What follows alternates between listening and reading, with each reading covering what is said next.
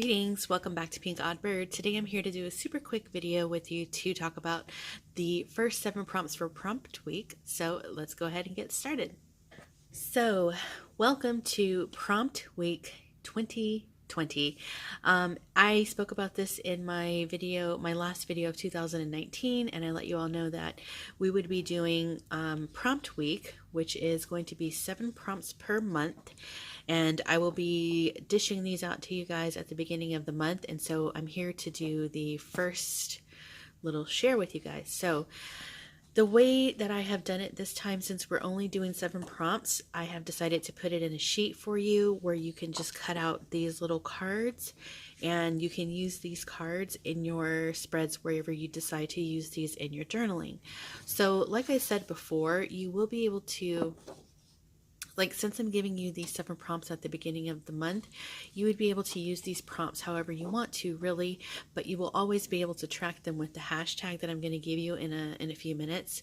So as I mentioned, you can do a full 7 days in a row of these prompts, or you could do sprinkle them around in your daily journaling however you want to, or you could use a set journal where you use one journal just for prompt week all year long, where we do these 7 prompts. So you'll have 52 weeks worth of prompts in your one journal. So it depends on how you want to do it.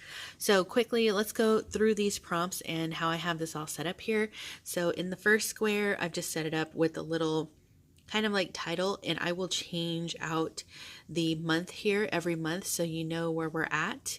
If you decide to, if you get behind and you just want to print these out so that you can get caught up, you know which prompts go with which month. So day 1 is use the first letter of your first name to come up with a word that will be your motivation for the year. That seems pretty self-explanatory.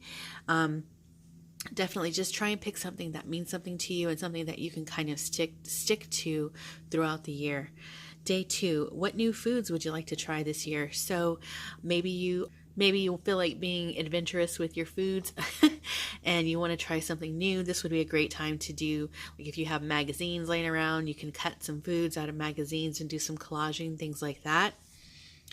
So day number 3, do you plan to travel this year? If so, where? Again, this is another opportunity to collage, to use those digis that you might have with travel themes on them, other travel related things that you have in your stash that you can use for this spread in places that you might go this year. Day number 4, use at least 2 types of washi on your spread today. If you don't have washi, use strips of scrap fabric or paper, and the word for the day is flourish. So with this one, I know a lot of us have scraps, or we have washi tape that we're just not using. So a big theme that I want to carry over in these prompts this year is the fact that we should be using what we have. So I think that adding in things like this, where we are forced to use our washi or our scraps or both, is going to be a good thing, because it kind of is getting us in that mode of using what we have.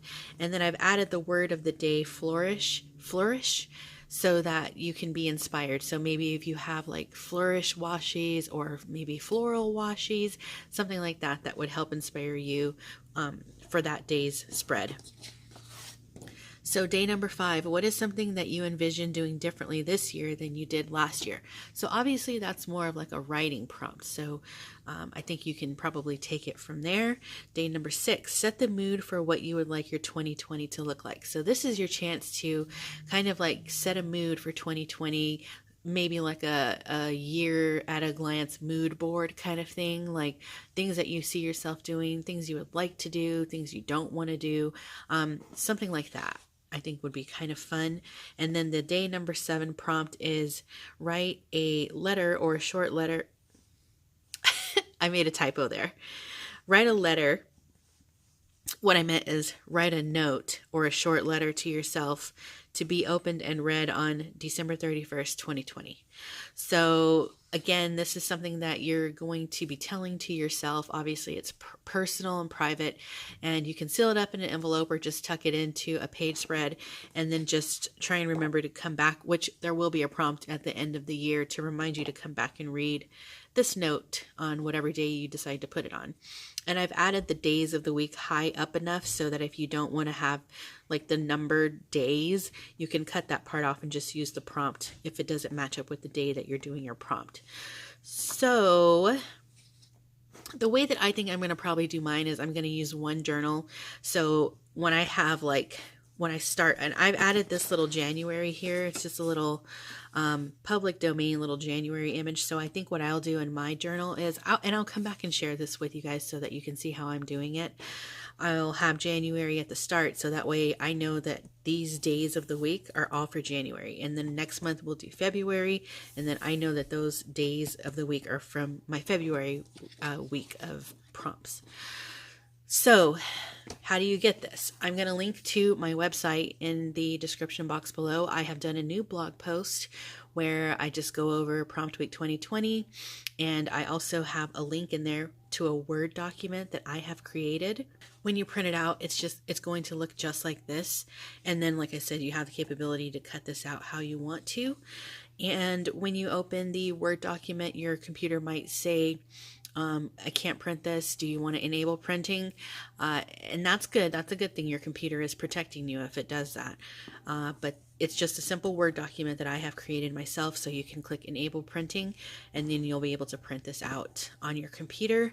And the last little thing that I have to say is, we need to set up a hashtag, right? So the way that you will be able to find all of our posts, either here on YouTube, on Instagram, and I've also created a category with the same hashtag on my website. So if you get behind, or if you don't have time to print these out, you can find the hashtag that I'm about to give you on my website, and it'll link you to all of the posts on the blog that I've made that pertain to Prompt Week. So there's so many ways that you can track that. It's really going to be fun on Instagram and YouTube, especially, to see others who might be sharing their weekly spreads or the processes of their spreads that they're creating. So the hashtag that we're going to be using is a year-long hashtag. So it's just going to be all year long for all of the prompt weeks. And instead of creating something that's kind of like PinkOddBird this or PinkOddBird that, I wanted to make it a little bit more like about you. So this is something that I am doing for the Odd Flock. So the hashtag that we're going to be using this year is Odd Flock 2020. So super simple, super easy. And if you plug this in on Instagram, you'd be able to see what others are doing and how others' prompts are coming along. And yeah, so I think that'll be kind of fun and very simple. Just one simple hashtag to use all year long. And then if we do this again next year, obviously it would change to 2021. So I think that's a really neat and concise way to get that hashtag set up for you all. So I think that is all the information that I have in regards to Prompt Week. If you guys have any questions, or if I've left anything out, leave a comment down below and I will be sure to respond back. And if you don't have any questions about it and you're just excited to get started, you can leave a comment down below about that as well. Don't forget to hit the like button and subscribe if you haven't already. Tomorrow we will be having a flip through of this book that I have off to the side here. So that's going to be coming up tomorrow. And so we'll see you back here for that. And I think that is going to wrap it up for me for now. Be sure to stay tuned because you never know what direction this odd flock of ours is heading into. And until next time, toodaloo.